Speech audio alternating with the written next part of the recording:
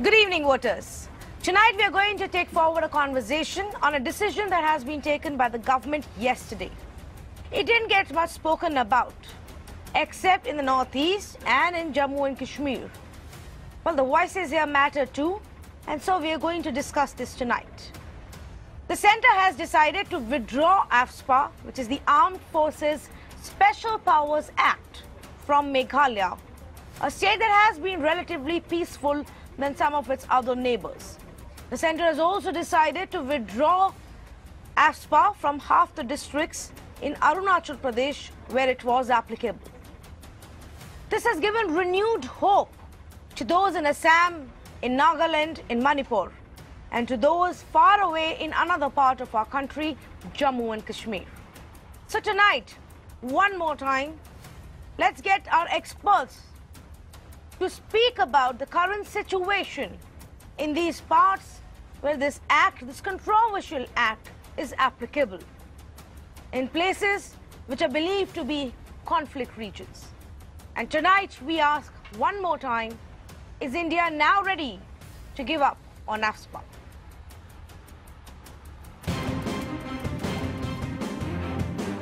The centre has revoked the Armed Forces Special Powers Act from Meghalaya since March 31st. The AFSPA was effective in 20-kilometre area along the Assam-Meghalaya border. In Arunachal Pradesh, the impact of AFSPA was reduced to 8 police stations instead of 16 police stations, and in Tirap, Longding and Changlang districts bordering Assam. Government of India has withdrawn Armed Force Special Power Act from Meghalaya. It is indeed a very welcome step. There was a demand in general from the people of Northeast to withdraw AFSPA phase manner from the various parts of Northeast. A good beginning has been made with Meghalaya. मेरे मुताबिक ये बहुत अच्छी decision है। ये साफ तौर पे दर्शाता है कि पिछले 4 साल में नॉर्थ ईस्ट में सिक्योरिटी सिचुएशन बड़ी ज़बरदस्त इम्प्रूव हुई है। जो इंसर्जेंसी के केसेस थे, सिविलियन कैजुअल्टीज के थे, फौजी कैजुअल्टीज के 60 से 80% उनमें कटा हुआ है। मेघालय वगैरह और कई स्टेट्स पे तो बिल्कुल ही पीसफुल रही है पिछले 4 साल में। And the news that's come with regard to Meghalaya obviously is based on a ground situation assessment in terms of what are the security threats, and if a decision is made on that, it has to be welcomed. ये विशेष कानून है, विशेष परिस्थितियों में लागू किया जाता है, विशेष क्षेत्र में ही लागू होता है, तो अब वहाँ स्थिति सामान्य होने के बाद वो वापस लिया जा रहा है। The recent announcement that AFSPA has been completely removed from Meghalaya after 27 years and further restricted in Arunachal Pradesh has become a point of heated discussion in Kashmir. The Armed Forces Special Powers Act has been completely removed from the state of Meghalaya after a long gap of 27 years, while it has been restricted to only a few places in the state of Arunachal Pradesh. This decision by the central government comes after there has been significant development in law and order scenario in the states. Significantly, several organizations in the northeast were demanding the complete removal of this Armed Forces Special Powers Act, as they feel that this act gives sweeping powers to the security forces to act against civilians. Once again, voices are speaking out, demanding complete revocation of what they call a draconian law. So tonight we ask, is India ready to give up on this controversial law? The debate begins.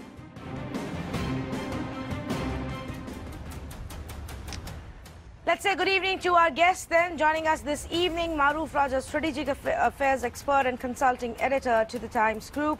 I've also got Lieutenant General Raj Kadyan, also a defense expert. Mr. Bhattacharjee, senior journalist and author, is joining us this evening as well with his expert views. Vaibhav Agarwal of the BJP will be with us shortly. There's a bit of delay on that front. And Shriji Bhausar, advocate of Supreme Court, associated with the Human Rights Law Network, also with us this evening. I want to go across to Maruf first and understand from him.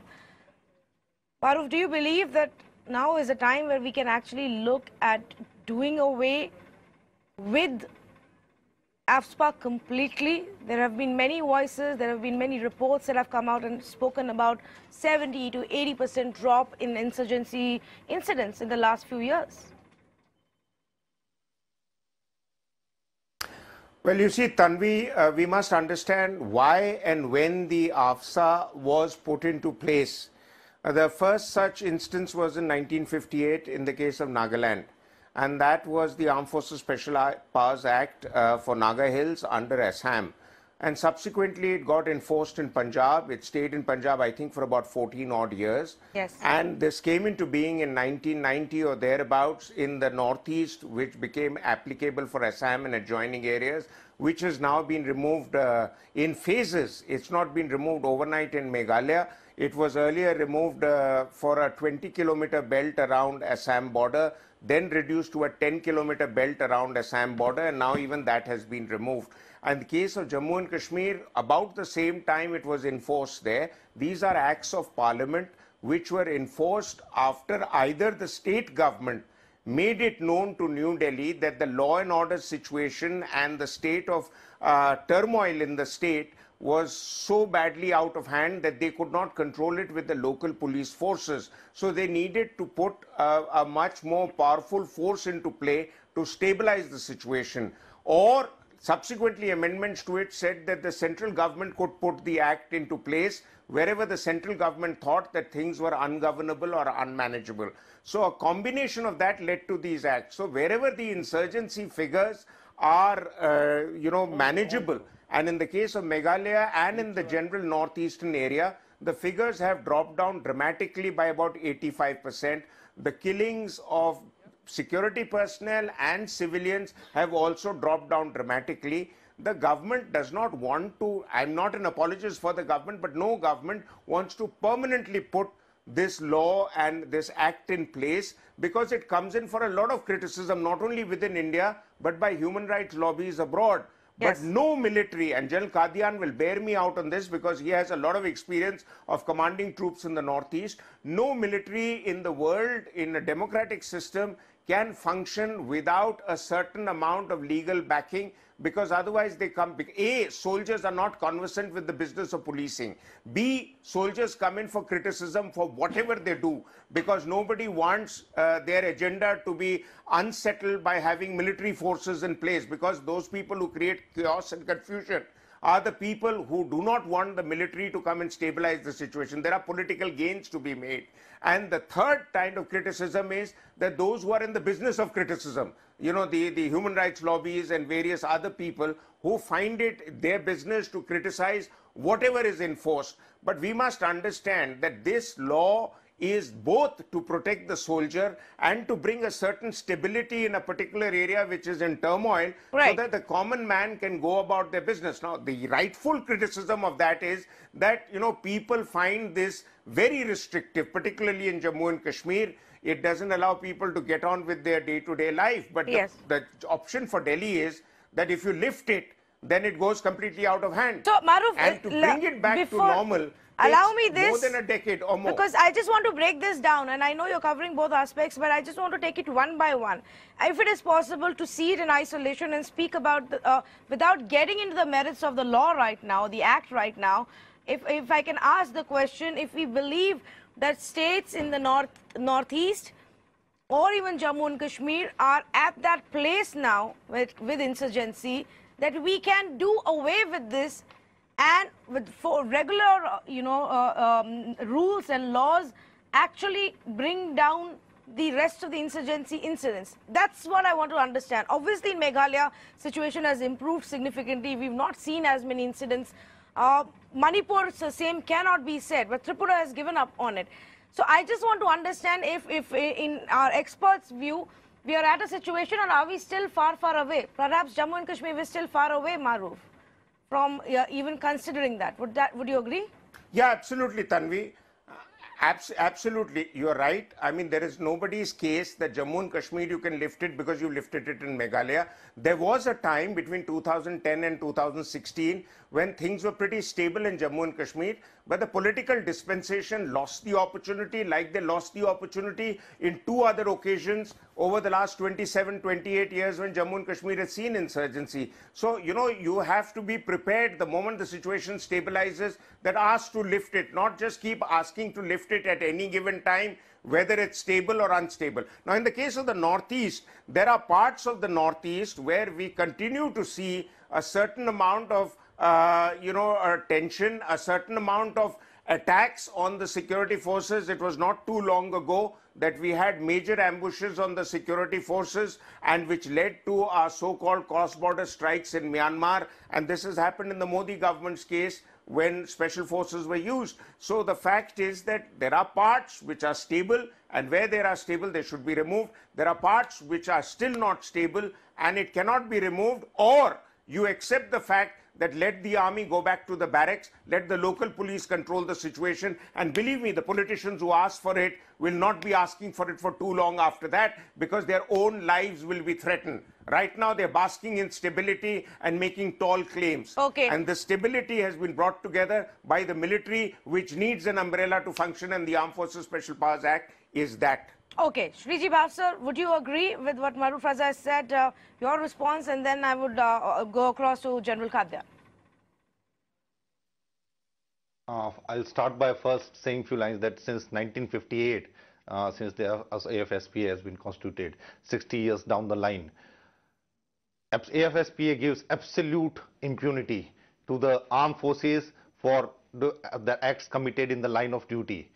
I'll disagree with Maruf on 2 points. One is what he said, that the soldiers are being criticized for whether they do something or they do not do something. And second is, like, human rights organizations and activists and people are, they are habitual of criticizing the things and looking into for a different prism. But one thing, Maruf, we have to be mindful of, that there were a number of commissions appointed, like Justice Hegde Commission and the NHRC reports, if you have read, the Guwahati High Court reports on the fake encounters, extrajudicial killing cases, and recently the July 2017 Supreme Court order, wherein it has been clearly stated, and I'll quote Supreme Court, that what the Supreme Court observations are, that democracy would be in grave danger if armed forces were permitted to kill citizens on a mere allegation or suspicion that they were enemies of the state.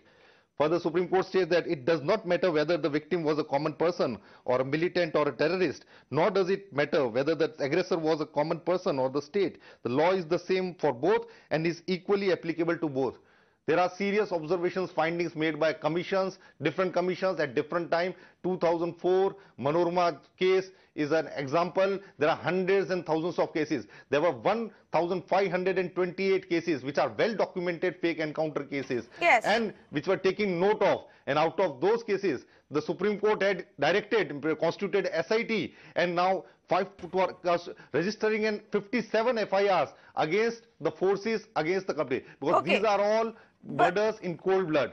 So Mr. Bhavsar, I know you want to say that these are murders in cold blood. The investigation is still to be conducted, at least in those 1,528 cases.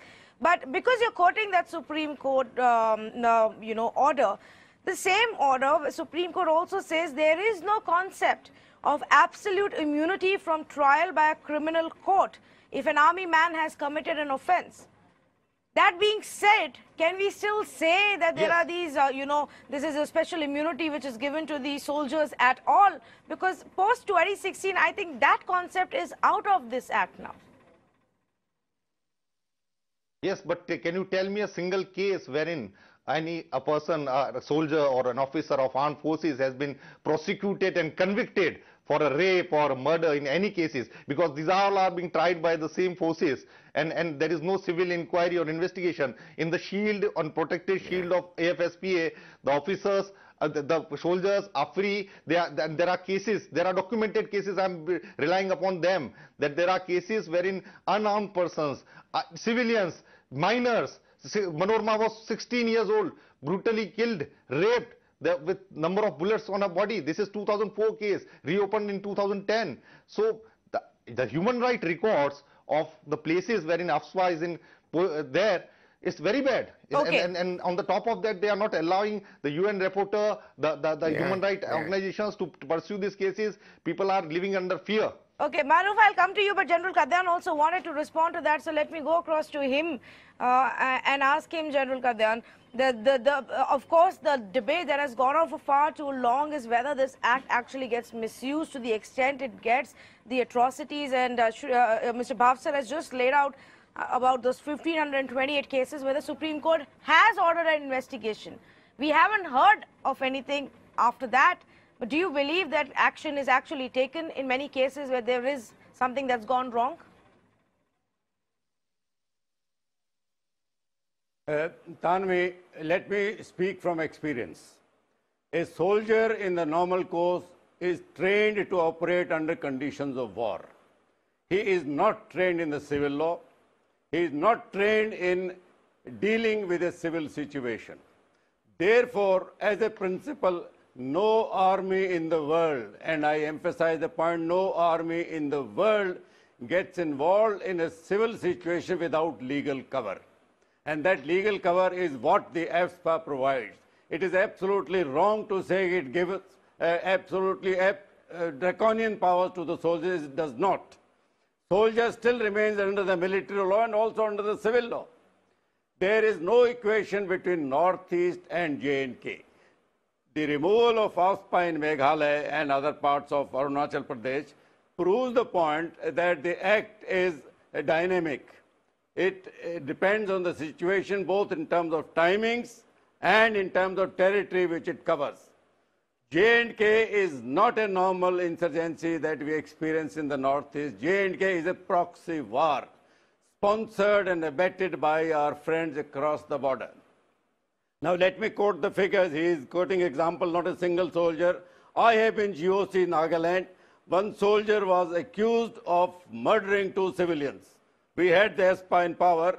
We tried him under the court-martial. He was given death sentence. Number 2, let me quote figures of J&K.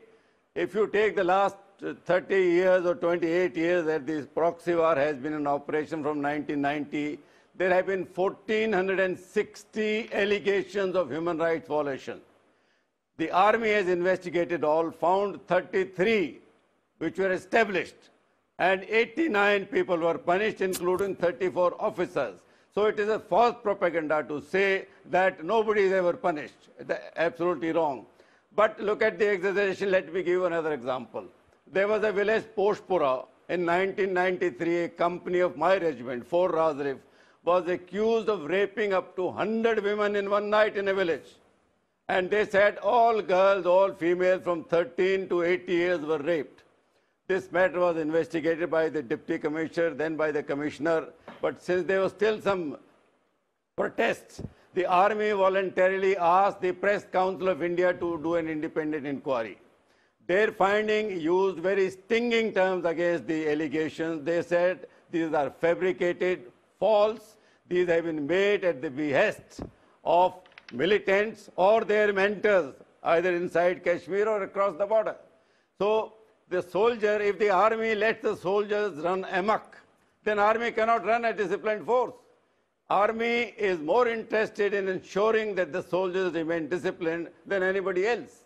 As far as these various commissions that have been making recommendations, we have to decide, is democracy more important or is the national security more important? But I just Democratic values we can question sitting in our drawing rooms. Yes. Yeah, Tanvi, shoot. Yes. No, I just wanted to also lay it out Very for quickly, our Tanvi, viewers. Yes, Shriji, I'll just come to you and then we have 2 more guests who are through with us. But I just want to lay it out for our viewers as well. Here is what the Armed Forces Special Act actually primarily gives to the soldiers, to the army soldiers who are there in these conflict zones. Power to fire upon any person that they deem at that situation is a dangerous person. They can arrest an offender without a warrant. They can use force on offenders while arresting. They can stop and search any suspicious vehicle. And the other one, where there is still a grey area, is whether the law protects person acting in good faith and whether they have immunity or not. General Kadyan says there are enough and more examples where action has been taken. I just read out from the Supreme Court order from 2016 that also says that in no possibility, in no case, is there an absolute immunity for even our soldiers. Shriji, 30 seconds to you to respond to that, and then I will go to our other guests. Tanvi, I'm answering Lieutenant General. Sir, I respectfully disagree with your point. You have quoted one incident, one case wherein some soldier was punished. There are hundreds and thousands of cases. I'm telling you, 1,528 documented cases we have put before the Supreme Court. These are the cases wherein in writing there are complaints. The victim families, the victim families are not, even there no FIR has gotten registered. Only with the order of Supreme Court the FIR got registered. Now my answer is placing security forces above law will only result into indiscriminate killings of the people, and this will undermine the documentary values, the democratic values and the constitutional rights of the people. Okay, I just want to come back to the two basic points that I raised here initially and go across to Vaibhav Agarwal and then Kishle Bhattacharya as well. The first one is, Vaibhav, and I'm asking our guests this evening, if we are actually looking towards a situation where withdrawal of AFSPA can be done from the rest of the northeastern states as well. We're given to understand, and there is an MHA report that came out last year and that quoted that in 2016 we saw lowest number of incidents that took place. Incidents had actually come down to 484 in 2016, insurgency incidents, of course, from 824 in 2014. So that's the drop, almost 80% drop that has happened in 3-year time period. Vaibhav Agarwal, is there a possibility that the government will want to look at other states right now? Good evening, Tanvi, and good evening to Maruf Bhai and General Qadian. I respect you a lot. It's a pleasure to be with the power panel that you have today, and I'm feeling very, very elated and overwhelmed. However, I would add on to what you just said. There is an absolute commitment of the government to remove anything and everything that is special attached to it besides the things mentioned in the Constitution. Everything, please understand, anything and everything in law that has a special to it has a political angle to it because it's always passed by the parliament or there's an ordinance by the then sitting government, etc., etc. So there's always a political side to it. And from a government perspective, we are absolutely committed to bringing India back to normal. The normalcy. Now I was surprised when I would thank you for picking this up, and I would thank Shri Kiran Rijiju, who's the MOS home, who belongs to that region of the country, and he's worked tirelessly, putting in efforts to collect intelligence on the ground, work with the army, work with the generals there, and work with the intelligence to actually understand what went wrong and what went right, and that is when we are at a stage where we've actually taken AFSPA off Northeast. And yes, there are other areas of the country where we want normalcy to come back. Now, you also appreciate that in the year 2000, the number of casualties in totality were 1,963. And in year 2017, when the Modi government is sitting, this is the first time in last 20 years that it's come down to about 317. So you know, yes, we are absolutely seeing normalcy happening, and we are absolutely committed to making the Constitution at the helm of the affairs, and nothing special should be there. Be it anything. I'm yes, slightly there are confused there, there will be Vaibhav. steps involved in it. If you believe that there shouldn't be anything special and then that the Constitution is supreme, then should it really matter what kind of circumstances we are looking at, whether it is insurgency, conflict, proxy war or war? Oh, absolutely. And I'll tell you why that special thing comes in force. Some people, some political outfits may have a habit of misusing those special things attached to the various acts and amendments. But where Modi government looks at it is the security of its countrymen are of primary importance. The security of its security forces is of primary importance. So we don't want casualties on both the sides. We don't want, we want people, when there are deputations on the border, we want people to come back home. We don't want them to not come back home. So don't read us wrong. But yes, there will be steps involved, as I said. They just can't be either there or not. We have to ascertain the situation on the ground. I have two Army veterans with us on the panel, the pleasure. And the IB inputs come in, the raw inputs come in, the military intelligence inputs come in. You know, there's a collective effort in removal of these special forces act or any special act in that area. Okay, I have another follow-up question with you, but let me just quickly go across to Mr. Bhattacharjee and get his opening comments as well. And then I will come back to you because Shriji Bhavsar has raised a very important point about the 1,528 cases where Supreme Court had ordered an investigation. But we'll come back to that. Yes, Maru, I'll come to you. But Mr. Bhattacharjee, do you believe that this is the time that India can actually now move towards a place where we just get rid of this act? Well, we should have got rid of it 50 years ago. I mean, you passed an emergency act. It's an emergency act, 1958. And for 60 years, you have an emergency act imposed in several states of this country. And you expect to, for the rest of the world to believe that we are a democracy, we are not even a functioning democracy. I mean, the number of human rights violations that has happened, it's not even accounted for. So let's not get into that debate, because I think a lot of water has passed. It's proven beyond doubt that AFSPA has not or should not be operational in those places. Even army officers and serving army officers, retired army officers, have gone on record saying that, the AFSPA should go. You had the country's Prime Minister, Mr. Manmohan Singh, Dr. Manmohan Singh. You had the country's Home Minister, Mr. Chidambaram, publicly, not once, twice, thrice at least, they have said that AFSPA should be given away to a more humane act. What does that mean? And, we kind of then question that, are we being run by a civilian government, or are we being run by a military martial law in this country? Why does the army's will and the army's desire prevail over what the civilian government wants? That is the question that needs to be asked. Secondly, lifting or, revoking AFSPA out of Meghalaya is actually not a big deal. Meghalaya never required AFSPA. Meghalaya never had a situation where you had the army to be called in out there. True. I remember, I grew up in Meghalaya. I went to school in Shillong. Yes. So, I know that, the years of disturbance in 1979, 89, it was more of ethnic, clashes out there. There was a communal violence out there. There was one or two so-called militant outfits which grew out of Garo Hills, and one in Khasi Hills wasn't really effective. There wasn't required. And AFSPA was brought into the Naga Hills of then Assam, and that is where we need to figure out whether. But Mr. Bhattacharjee, you say, why should the will and the desire of the army be above that of the people and the state? I'm not too sure if that's how it is. I don't think army voluntarily woke up one day and said, we want to enter these states and start dealing with insurgency operations as well. I don't think that was part of their primary job role, Maruf. It's because the state failed and the situation became to the point it did.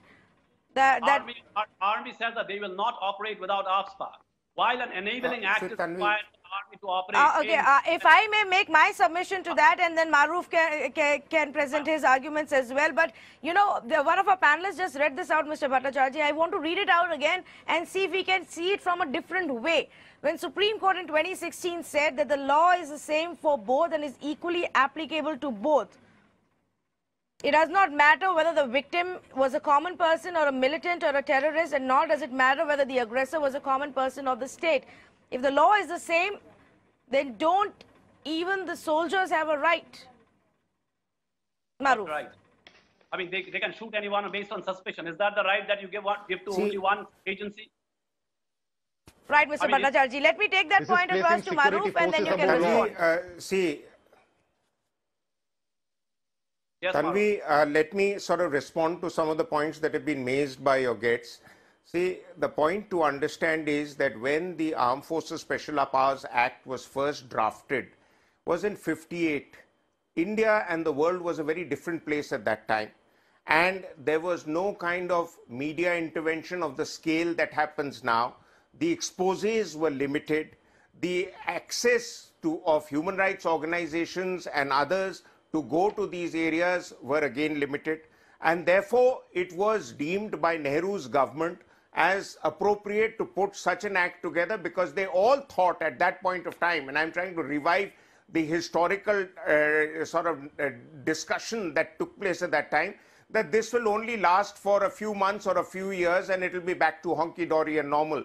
It is, Kishiloy's point is right, that, you know, if it has gone on for more than 60 years, we need to do a little soul searching and find out that can this act be modified and made in such a way that it still provides the soldiers the protection they need, but it doesn't give them cover in the event of a shootout when some civilians are killed. Now, General Qadian has also made a very appropriate point, and it's not just in the Northeast, but even in the J&K, that a lot of allegations that are thrown up against the armed forces, whether anybody else investigates or not, the armed forces, and I can put my hand on heart and say that for them, that they actually investigate and they give out much quicker, much more efficiently punishment to the defaulters than the civilian process of law would do.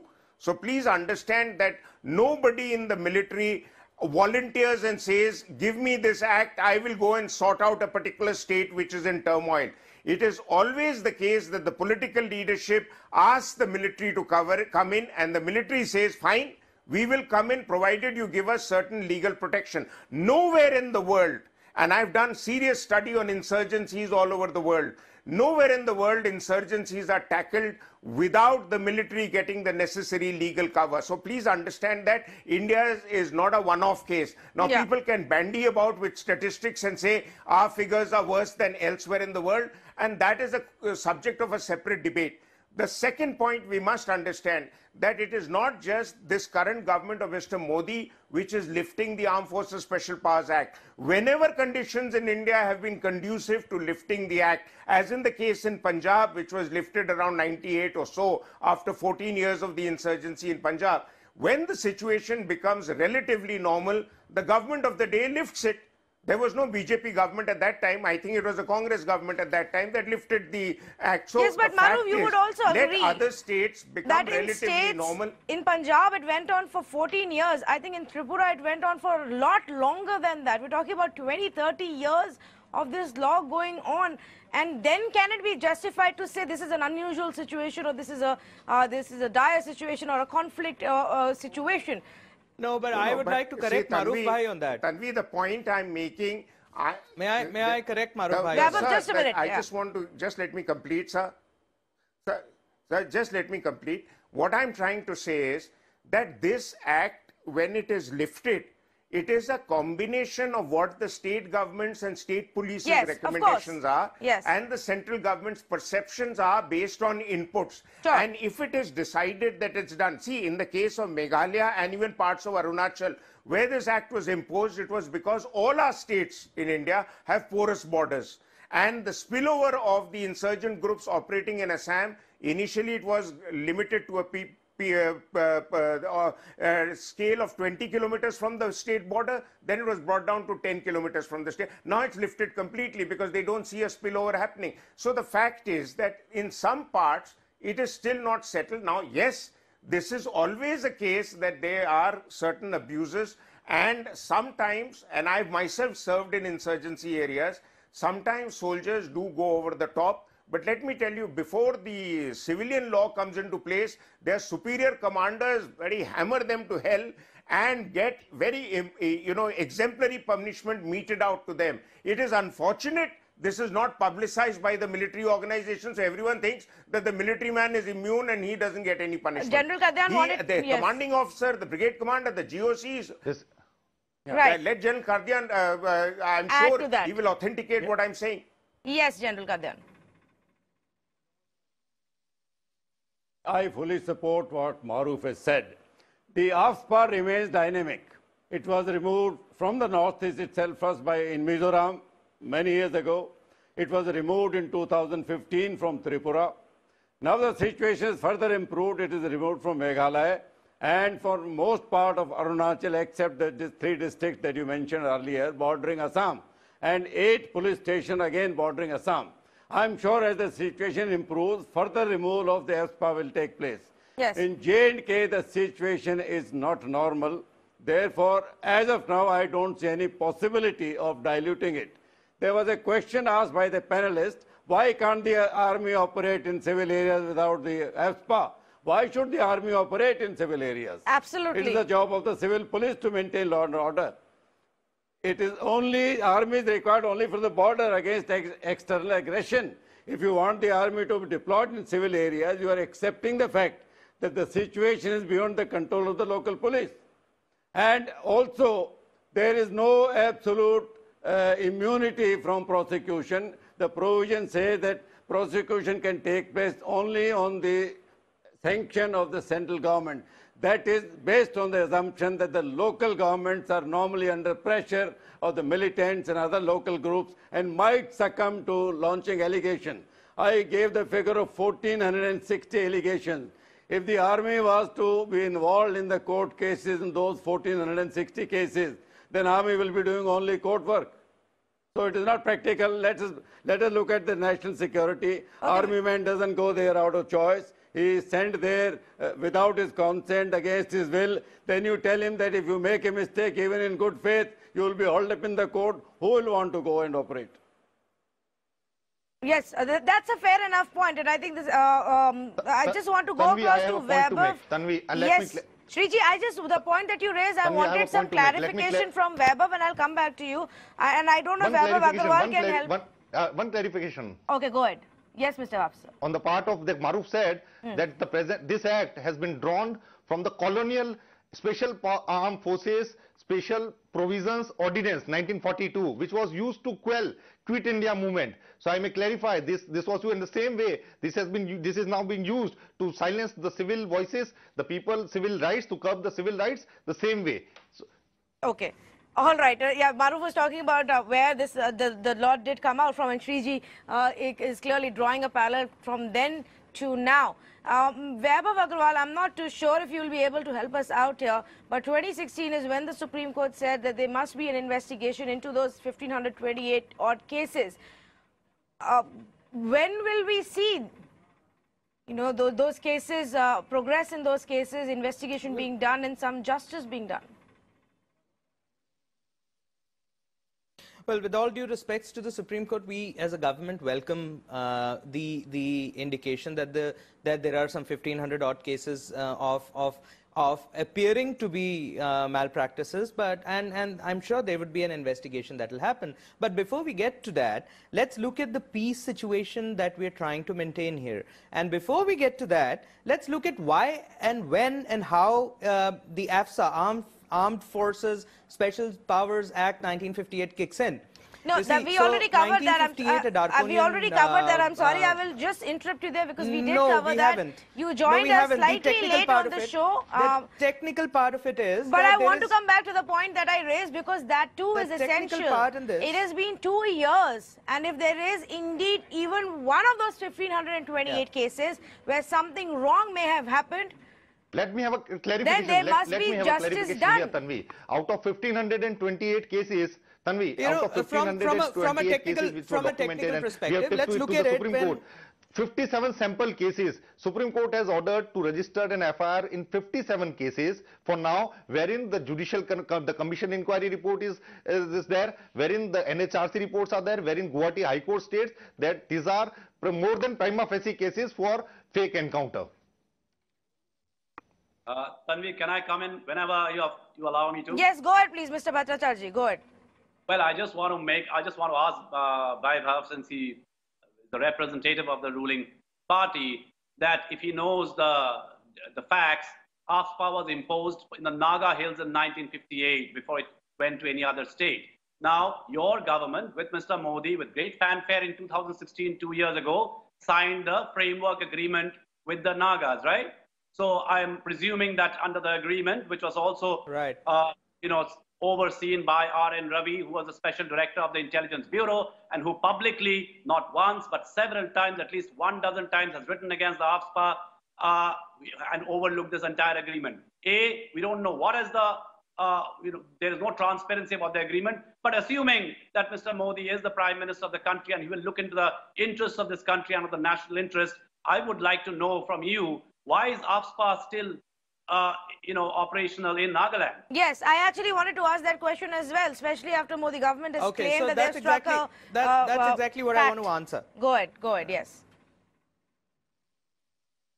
That's exactly what I wanted to answer. Now you understand that in while the AFSPA came into existence in 1958, in 1976 the government went ahead and made a Special Courts Act, which is the Disturbed Area Special Courts Act. And only when there are inputs in that Special Courts Act, and there's a hearing that happens, and that Special Courts Act, under that the inputs from various agencies, it's a multi-agency input, comes in. There are no perceptions to be found. There are realities of, and a reality check is done, and that Armed Forces Special Act has to be kicked in. That is when AFSPA actually gets kicked in. Now, if there are certain areas in the Northeast that are still having the Armed Forces Special Act in place, that is because perhaps the IB input and a multi-agency input, as you rightly said, that the government of India of today, which is the Modi government, is in the dialogue in the region. And that is why the success you're seeing, that after 60 years, what changed so drastically that we were able to bring that act and implementation down in totality. You see, so while we see that there are human right violations, there are always two sides of the coin. You know, I trust my army to the core, and I don't see a reason why, and I trust my countrymen who are serving in the army. You know, that they won't resort to any violations, and perhaps most of these 1,500 cases of violations, so-called violations, may just be politically influenced to bring a bad name to the army. There are always cases. We've seen that a number of times when people want to bring bad name to the army.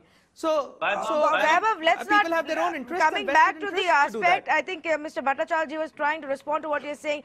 From what you are telling us, Vaibhav, you're saying right now it doesn't look like Nagaland is in a position, based on intelligence reports, to do away with the Special Forces Act, despite the fact that we are committed to it, and we've demonstrated that the pact was struck a couple of years ago, and the government believes they've been significantly successful and in bringing down and resolving the issue. 60 years versus 2 years.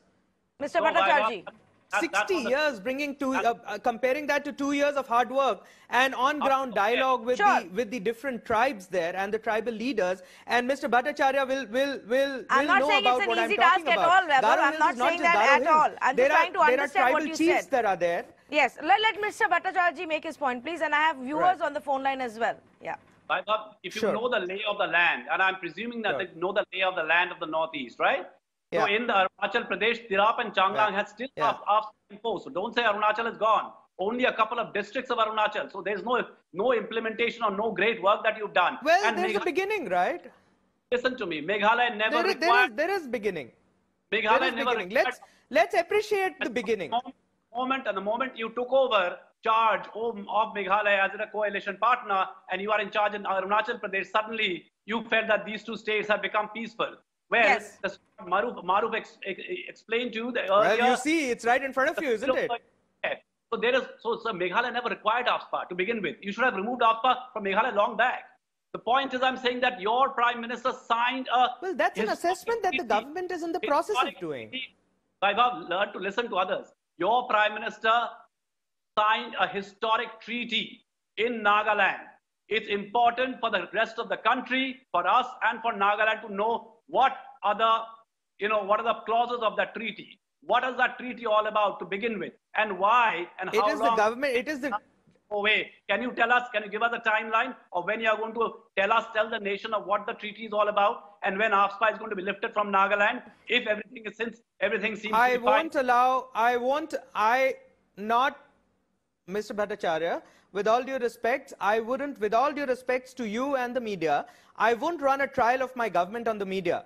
The government is showing commitment in terms of its actions, and I don't think that we really need the media to come out and bring transparency to the people. We are in our own process taking help from the media wherever allow me this, please. Few of our viewers also want to have their word on the show. A few of the viewers also want to have their word on the show. Major Sohan Sir, you are a democratically elected party and you are answerable to the people of this country. Mr. hold on, I'll come back to you. Just hold on, I'll come back to you. Yeah. Major Sohan Singh calling us from Dehradun. But is media the only medium for getting answerable to the people? Major Singh, go ahead, please. Oh, good evening, ma'am. Good evening. Yeah, it's regarding this Armed Forces Special Power Act. You see, Meghalaya, as it is, everybody is saying that Meghalaya was not required. Of course, in a couple of years back, the Garo National Area that was disturbed. So actually, it's a one state, and actually there was a problem. That's why this act was introduced subsequently, and now the situation normalized. It has been, I think, a good step has been taken to bring it down. Now we come to Arunachal. There are three districts, that is Changlang, Tirap, and Longding. The Longding has been carved out of Tirap.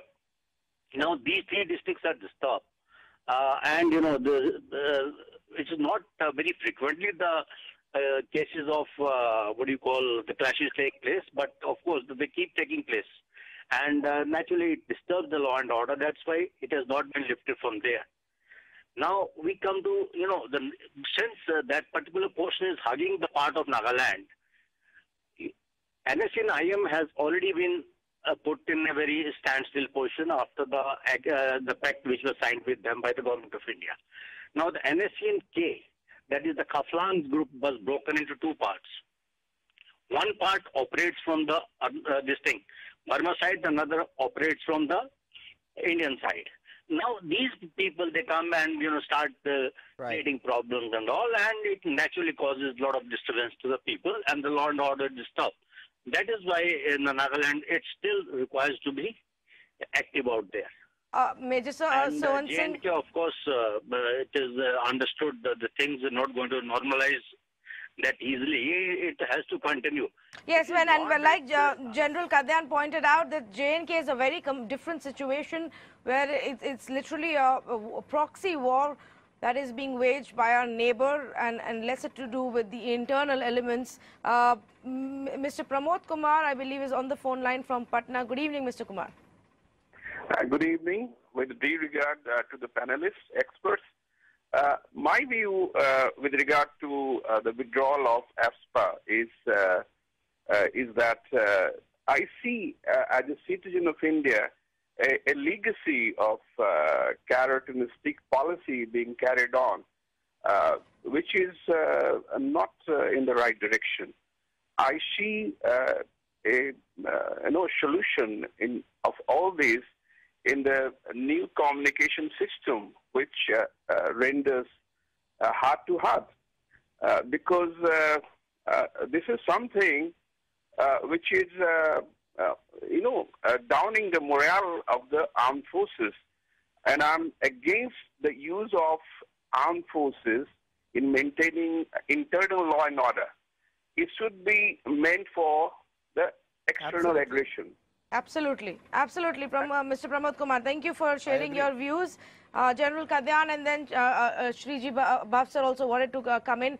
General Kadyan, first, you wanted to make a point about the conversation that we were having, and my question to you also is that the drop in insurgency that we've actually seen, do you believe that AFSPA actually had a role to play in terms of giving the soldiers the tool that they needed to do what they had to?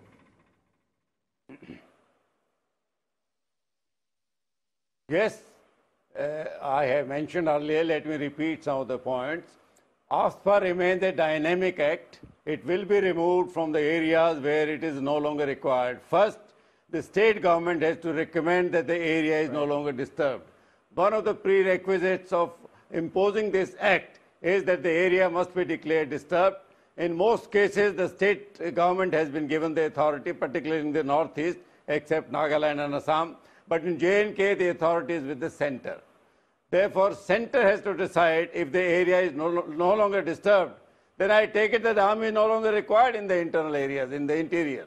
As long as the army is required to maintain peace and law and order and national security in the interior areas, I'm afraid the soldiers will have to be given legal cover. Incidentally, you might know that the policeman only enjoys all these powers.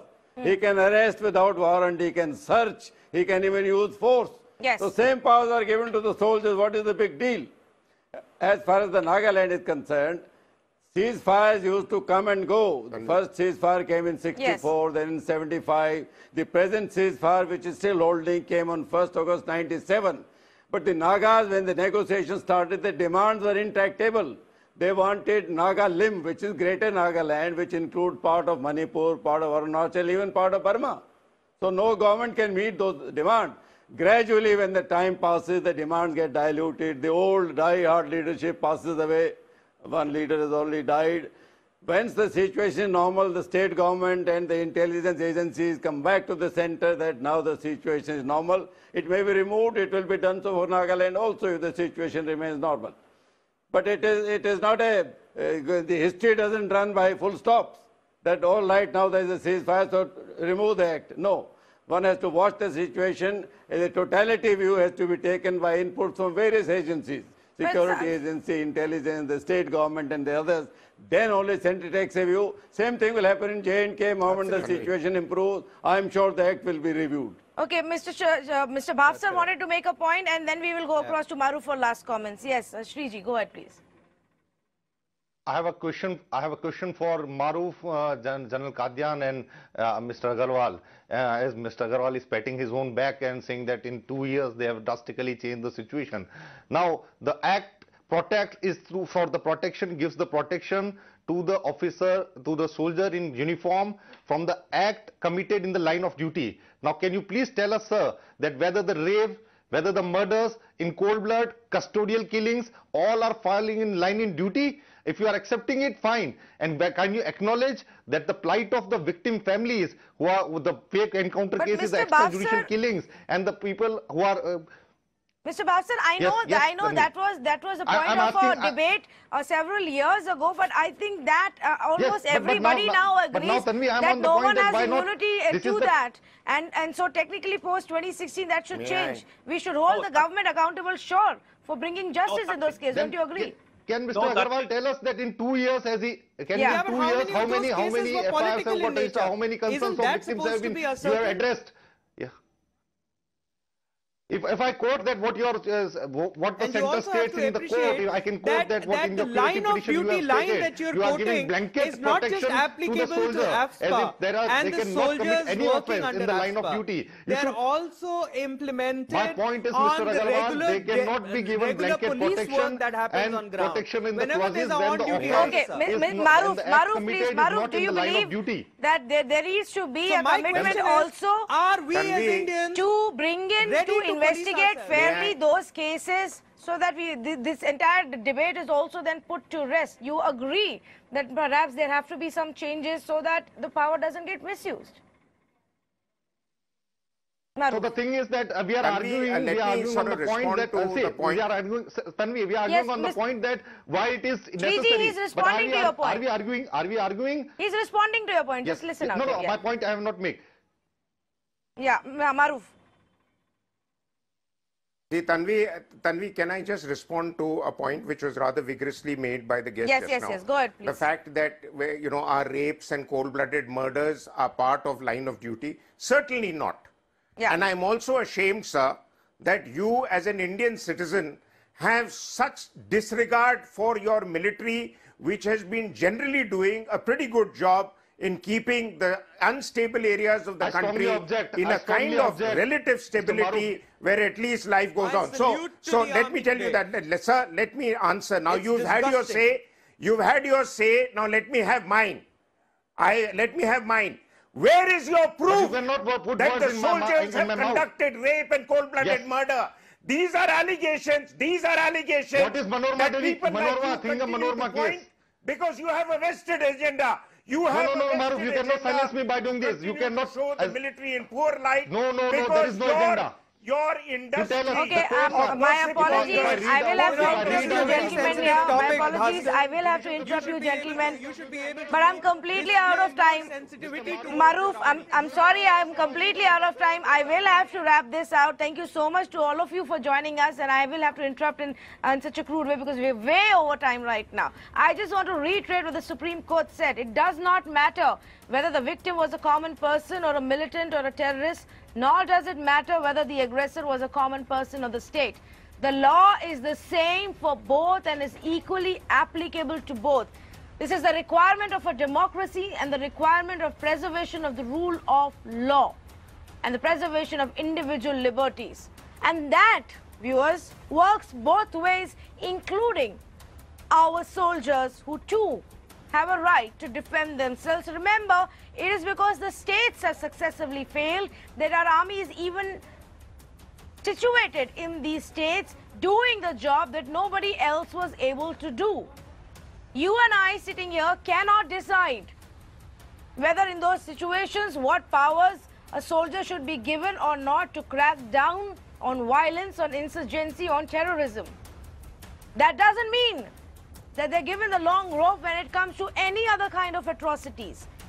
So if there is a brutal killing, if there is sexual crimes happening against women, if people are being tortured and killed, extrajudicial killings, sure, there must be an investigation. But to vilify and to villainize the army like that is completely unacceptable. AFSPA debate continues. From the places that it has been removed, we're already in a relatively more peaceful situation. What about the other states? Assam, Nagaland and Manipur, most importantly. These are states that still need the centre's attention. These are states that still need the attention of the authorities to resolve what is at the heart of the crisis, so that the army can get out of those places and do what they're meant to do, that is safeguard our borders. Thank you so much for joining us tonight.